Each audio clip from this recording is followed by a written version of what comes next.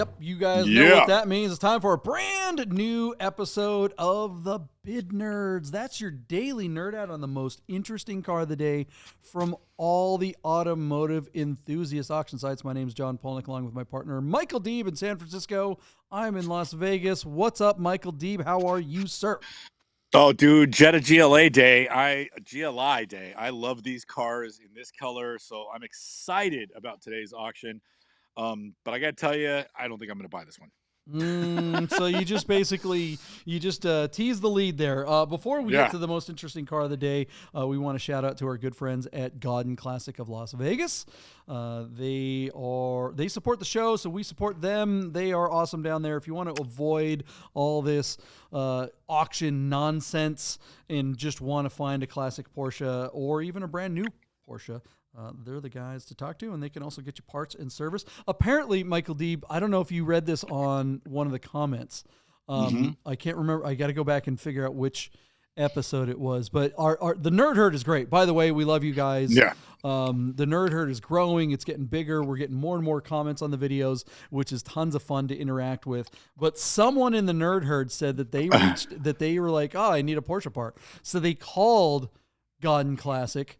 And whoever was working the desk at Godden Classic didn't know anything about the Bid Nerds. The guy's like, the Bid Nerds said to call. He's like, what's that? And then he's like, JP and Deeb. They knew who we were, but they didn't know anything about Bid Nerds. It's like, yeah, okay, great. Well, That's not so gonna help. funny. I need to tell you, just call Godden back and ask for the general manager and tell Paul that you heard about Godden through Bid Nerds. Call that would really help us Call out. Mark Jimenez and tell him to pull the whatever. Come on, man. We're sending you peeps, and you don't even know what's going on at the Bid Nerds. We talk about you guys every single day on the pod, but Godden Classic is awesome, so definitely check them out. We'll try to get their staff up to date that they sponsor the show. Yeah, you should tell Paul. Paul should tell everybody that answers the phone that we're telling people to mention our name so that they don't get that, crickets, the what? The nerds? Godden Classic, through our friends, our very good friend John Ortiz, who is an excellent designer. He designed some new Godden Classic stickers that are really cool. They got this one. I can't wait to share it with you, Deeb. It's got the Vegas lights on it and a 911 in front of it. It's really, really cool. So we'll probably get a pile of those and bring them out to Luftkult Weekend. Sweet, yeah. Part of the swag stack.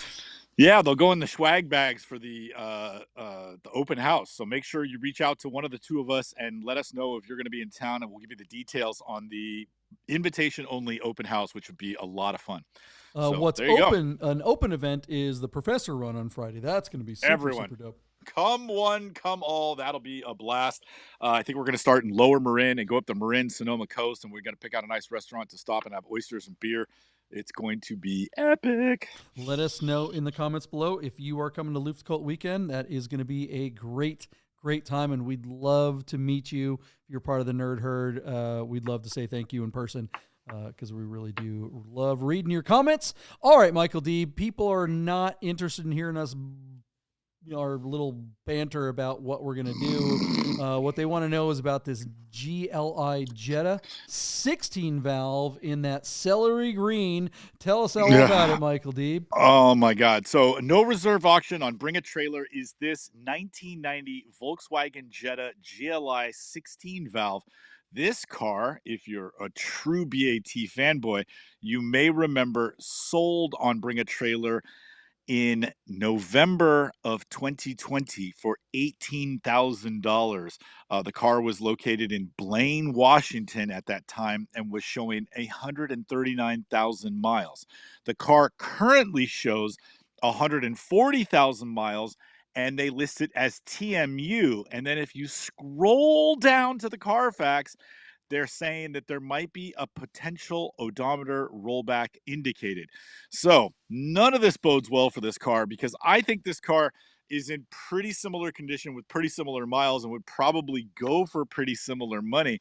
But now that the Carfax is all jacked up, and for some reason the GLi 16 valve badge that normally goes on the front of these cars is missing. It's in the really nice photos from when the car was previously listed, but is not on the car today. And the photos today aren't as good as the ones from when presumably the owner of this car bought it a couple of years ago, which is kind of a head scratcher. Like if you knew that you paid top dollar for the car and the car looked really good, wouldn't you go out and get a photographer to take really good photos if you expect to get your money back on this thing?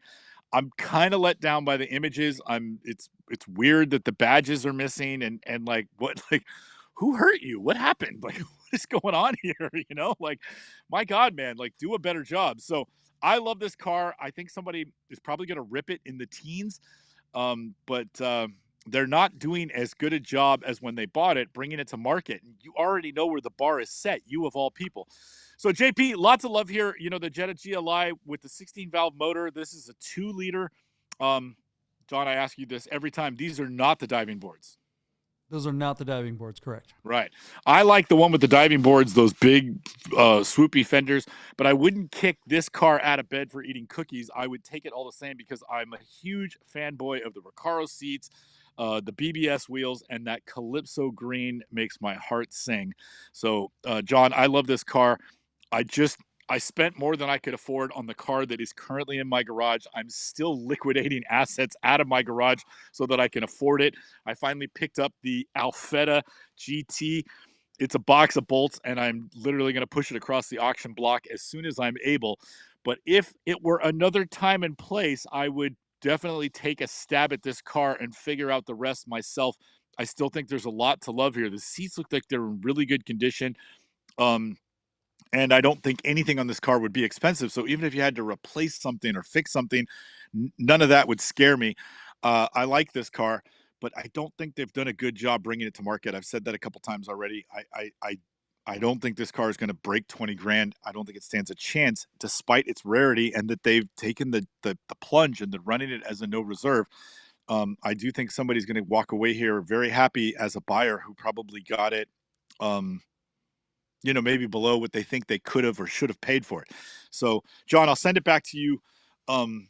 Did they ever make a Jetta GLi that had a 1.8 liter, or was that only in the GTIs? And what year did all that transact? I'm a fanboy, but I don't know. I don't speak Volkswagen. You know what I mean? Like what is this? Anyway, because didn't we cover that 92? We covered that 92 GTI that broke the bank, and it was a 2-liter. But I thought that the earlier version was a 1.8, and this seems like the earlier version than the diving board. I'm confused why it's not a 1.8. But anyway, set me straight. How does that work? Yeah, no, you're right that the oh wait, this one is diving boards. It is diving boards. Yeah, I'm sorry, I looked at that. Is weird that it has a 2-liter then, because what year is this thing? This is so I'm kind of like 90. looking at the pictures of the. Yeah, most of the 90s have the integrated bumpers. So this is like a late 89, early 90, which was a weird time for a bunch of the German cars. Mm-hmm. The motor's rebuilt, but they didn't say it was replaced. So I was taking it at face value that it's the right motor, but just been refurbished. But maybe there was a motor swap. I don't know. Like I said, I don't know the dates and the spec. No, Volkswagen was very weird about that. It's funny how the Germans do that, right? I mean, Porsche has a bunch of model years that are 85 and then 85 and a half and then 89 and a half and then 90, right? Like the 964 came out in 89 at the same time that on the showroom floor were G-body 911s, right? So the 964 was that new rounded bumper. And, when I heard you say 90, my eyes just kind of glazed over and just filled in the gaps. I was expecting a big bumper car. There were big bumper cars in 90, but they were the later ones. And I think this is one of those deals. And this is where the nerd herd comes in. You guys are going to have to help us both out. Even though I do speak Mark II Volkswagen, I know them pretty darn well. I always forget what year exactly they went from the 1.8, because yes, they were 1.8s before this and then became 2 liters in the big bumper versions.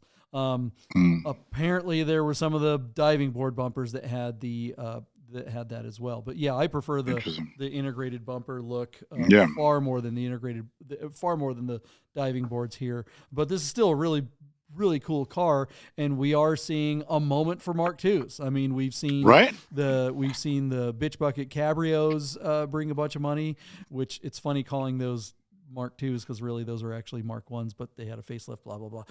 But yeah, that GTI that you were just talking about, that 92 is definitely Mark II with the integrated bumpers, and that thing bringing $85,000 with 50,000 miles. This car doesn't have 50,000 miles, and this car, it is weird that it's missing that badge, man. That's tripping me out. Bothers me. It bothers me, right? It is a big problem. Look at this, guys. This is the photo from the original ad from back in 2020. Where you can see the GTI, and then now we go to the current ad, and let's see if I can get that back up there. No badge. Yeah. What happened? What happened? Yeah, I know you didn't take it off. It fell off, or somebody stole it, and you just were too cheap to go and replace it out there in Raleigh, North Carolina. And I don't think your car looks as good. Plus, your photos are weak. They're just weak photos.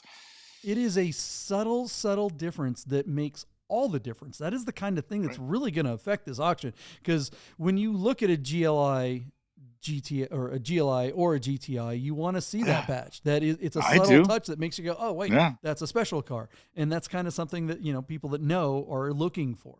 To not have that on there just makes you like squint your eyes and like, what's wrong with this picture?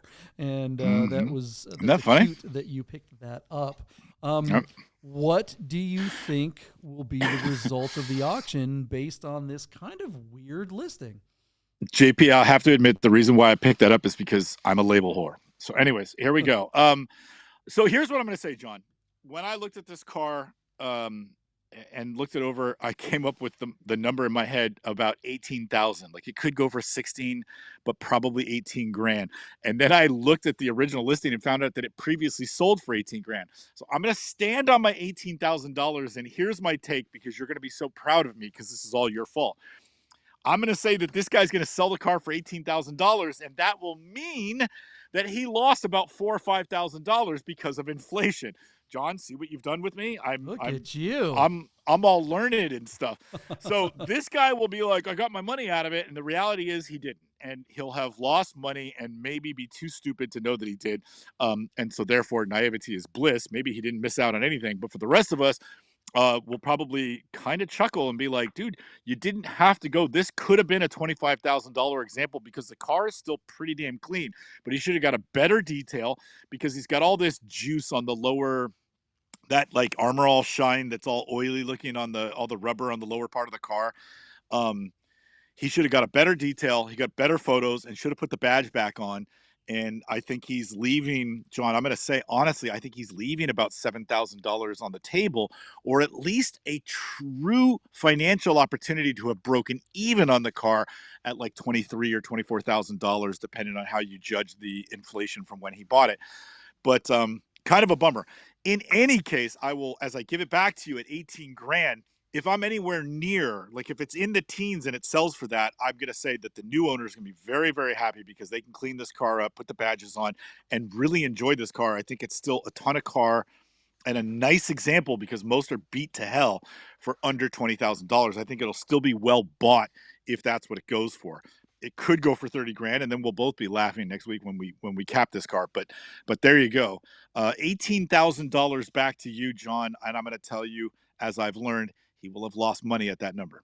Yeah, that's a good point, man. I'm glad you got to pay attention to the value of money. I mean, people look at cars as investments, but even though they know it's an investment, they don't really think of it as an asset class. And you have to be, you have to factor in other factors other than just what dollar amount you got before and what's the end result. The value of money has gone down since 2020 a great deal. In 2020, 911 SCs were still going for $35,000. Now that's a different story. This particular car, I held on this frame because you're picking up a bunch of details like the goop on the trim. Look at that back bumper here. You've got a little chip on the. You got this little chip. I don't know, guys, if you can see the cursor here, right? There's a chip, like a paint chip on here. That is so easy to correct. Right? Come on, man. Like so easy. And when you list your car and bring a trailer, we've talked about this before, and probably most of our audience knows this, but a lot of people don't still. There's different tiers of listings, right? You can just get the $100, send them your own pictures. You get put in the queue. You're kind of the last person for them to talk to. They don't really care about you. But if you step up to $350, they send out a photographer, and you get kind of in the queue a little bit further. You get your listing much quicker, much more quickly. And this was a missed opportunity. I couldn't agree with you more. This guy could really clean up with this car if he cleaned up his damn car. The interior is beautiful. Most of the body on this car is in really good shape. But you have a missing badge and some paint chips and poor photos. And now, instead of having this car where everyone's like, "Oh, sweet, a Mark II. All right, let's get it on. This thing, it's a come up." Now it's like going, well, what happened in the last couple of years with this car? What's going on? Did they kill a hooker in this thing and now they're just trying to unload it because they don't want to be stuck with it if they ever? I mean, it's just like, I don't know, man. It's just something's funky. Remember Will? Bad. They did that movie with the office pop, Mark Wahlberg, and he goes, "It looks like some homeless people had an orgy in the back of your car." Right. Yeah, bum sex. Yeah, not a good thing. In your car. It was his Prius. So your number was what? 18 grand? 18 grand, which is what it transacted for in November of 2020 on BAT. So I'm going to say 18. 18. I think that's a good take, given that, with the inflation thing. I am going to say that Mark IIs are hot. People are looking for them. I'm going to adjust for inflation and say that this guy comes out flat. I'm going to go 20 and just say, I think this car will bring 20 just because Mark IIs are so darn hot. And this car is actually fairly nice looking. And at that number, there's not a lot of barrier to entry here. A lot of people that don't have a lot of money could step into something that's kind of interesting. That's a good take. That's a really good take. That's a strong take. But I'm not trying to put you on the spot, but I want to ask you a question. Are you saying, with the way you framed your bid, that $18,000 costs 20 today? Because you said he's going to come out flat at 20 grand. Is it only $2,000 to buy the 18 grand today from November of 2020? Because based on what we've been talking about, I would have thought it would be, in my mind, honestly, I would think he would have to hit 22 to 24 to come out even. Yeah, so at 10% a year, you're right. It's a couple grand a year, basically. But I'm just playing devil's advocate to make sure we're understanding the math correctly, because we are sort of educating people as we talk about this. I'm learning every time we have a show. So I just want to make sure I'm understanding you correct, because the way you said it, I was like, I thought you were going to come in a little higher, and you know. Well, you're 100% correct, because $18,000 in 2020 would absolutely, adjusted for inflation, adjusted for regular inflation, you're looking at like 22. When you're looking at used car prices and classic prices, you're looking at 30, right? For real. I mean, look at if a 911 SC was around $35,000 in 2020, which is what they were. Maybe 40 for the nicest one there was, and now they're going for 60 to 90. That's exactly what that is. So, I mean, for this guy to be flat with his money, you're 100% correct that he would have to get somewhere closer to 30 for him to get his money back. But I think it's going to non-adjusted. I think, he's going to, my bid is 20. With the questions. Now, here we could mess with this a little bit and say, if he fixed those details, if it still had the badge on it, if he had proper photography, now I think he would come out whole. I think this is a $30,000 car. I don't think this is a $80,000 car like that other Mark II, that GTI that we were talking about, because it's got a ton of miles. It's TMU, blah, blah, blah, blah, blah. But I think there is the potential for, if a different GLi in this particular condition, with those little things, those little teeny things taken care of. I mean, dude, can you imagine a $10,000 spread just because you didn't buy a $200 badge and couldn't get some unbelievable some black touch-up paint? Or what are you nuts? Are you $1,000? $1,000 including the photos. Yeah. Could have got this guy easily $7,000 more. I think easy. I think he'd be in that $25,000 range one way or the other. For sure. So What do Yeah. you guys think of this little GLI, this little Mark II? Is now the moment for this car? Did this guy buy it right? And now he's going to clean up and cash in? Is this thing going to go for $50,000? Are we just a couple of bearish idiots, or is this car DOA because it's TMU and it's missing the badge, and everyone's going to be going, I don't want to be stuck with this hobo sex stickiness. Now is the time to plug your bid in if you're playing along with us, like The Price is Right.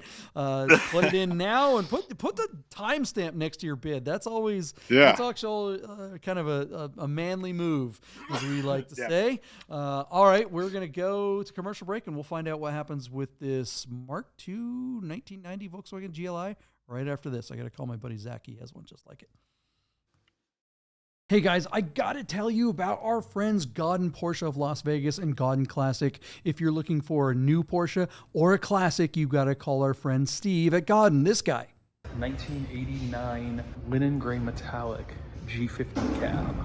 Is that gonna be for sale? It is gonna be for sale. The car only has 65,000 miles on it. Save yourself the hassle of screwing around with all the auctions like we always talk about, and just talk to Steve. He'll find you the classic Porsche you're looking for. Godden Porsche of Las Vegas. If you love watching car videos on YouTube, you gotta check out my channel, The Rami Show. Oh, this car! I am driving. All right, we're popping in a little early here. Welcome back, guys. We are back at it. Okay, so we're in the future. We're looking at this Mark II Jetta, this celery green, ice green. I don't know. What did we call it? Did you have the Calypso green? Calypso green. Yeah, my favorite. Calypso green. If you're What's your watching buddy's this, name? you're going, hey, it was 30 seconds ago. How do you not remember the color? It's because we're in the future machine. We got a future machine. Zach has one of these, this color. Zach. Yes, Zach up in Zach, sell me your C-Town. car. Oh my Yeah, God. yeah. Anyways. All right. BAT. Well, give us the quick rundown. What happened with this auction, Deeb? BAT. I think you and I outkicked our coverage just a little bit. So JP, I said $18,000, and you took the over, which really made me nervous because you never take the over. I thought for sure I underestimated this car, but it turns out I was pretty much right on the money. Our car sold for $17,000 on 34 bids on Bring a Trailer. Listen, John. Hey, what were our you know bids? I can't remember. That was so long ago. I said 18,000 for mine and 20,000 for yours. Okay. Yeah. Got it. So, and the car sold for $17,000. I listen, I want one of these cars. I'm going to be sorry I didn't pick this thing up for less than 20 grand. It looks like a nice car, and it looks like a little TLC could make it really special. I think somebody bought this car really well. So there you go, John. What do you think of that results? No reserve. I mean, man, I should have been paying closer attention. I'm just not in a position. My wife would have killed me if I bid on this car. I think she would have been justified. I think the jury would have been like unanimously would have acquitted her on that one. This car is great. It's neat, but not worth that kind of money. Look, I think Mark IIs are in that weird place right now. Sorry, weird split there, guys. Mark IIs, there might still be opportunities to get Mark IIs at reasonable prices. We've seen crazy results on some of the other ones that we talked about before the commercial. And now, like we always see, when you see, a Mark II that's perfect, or any kind of car, we've seen this with, Alpha Spiders. We've seen this with Ferrari 348s. We've seen this with a bunch of different cars. You get an example that has no miles, that's hermetically sealed, and it brings some record number. And then everyone brings out their kind of beater versions of the same car and think that they're going to get mad money. Well, the answer is, the tide does, rise all ships like it did with this one. This Jetta should be a $4,000 or $5,000 car, but now it's in the, mid-teens. All right. Okay. I think that makes sense. I think it should be realistically in the low teens or high 4-digit numbers. But up there in the high teens, I just don't think this car is really, really worth it. I think this is an example that, just like we're seeing with pretty much all the other classic cars, seems like classic car collectors are either late to the party and not realizing that maybe things aren't so great in the economy, or alternatively, they're going, things aren't so great in the economy, specifically with things like inflation and insecure banks and stuff like that. So why not park your money into some hard assets like stuff like this? I don't know. What do you think? Do you think this is a safe way to leave your money in something silly like this with high miles? There's certain cars, John, that have assets going for them, things that are, you'd put in the pro category and not the con category. This car's interior, the fact that it's a GLI, the fact that it's got that Calypso green, I do. You were the high bidder at 20 grand, and I really thought this car was going to go over. So being a no reserve auction, I wonder if the seller is disappointed with the number that he got. I think he paid 18 for the car a year or two ago. So to see the car only make 17 grand, I really thought that it would go a little bit higher. And I think if somebody thinks they can keep that interior looking nice and they like the color of this car, think it's a very safe place to put your money. I think that other, GTI that we saw break 80,000, I think a lot of 16 valves, a lot of Mark II generation Volkswagens are going to come to market this summer. And I think we'll look back on this $17,000 paid for a Calypso green GLI with a beautiful interior and say that was a steal. So in this case, yes, I do think this is a safe place to put 17 grand. That's not a lot of money, and I think it's going to be pretty safe. I think this guy could enjoy this car for a few years and maybe get $25,000 for it.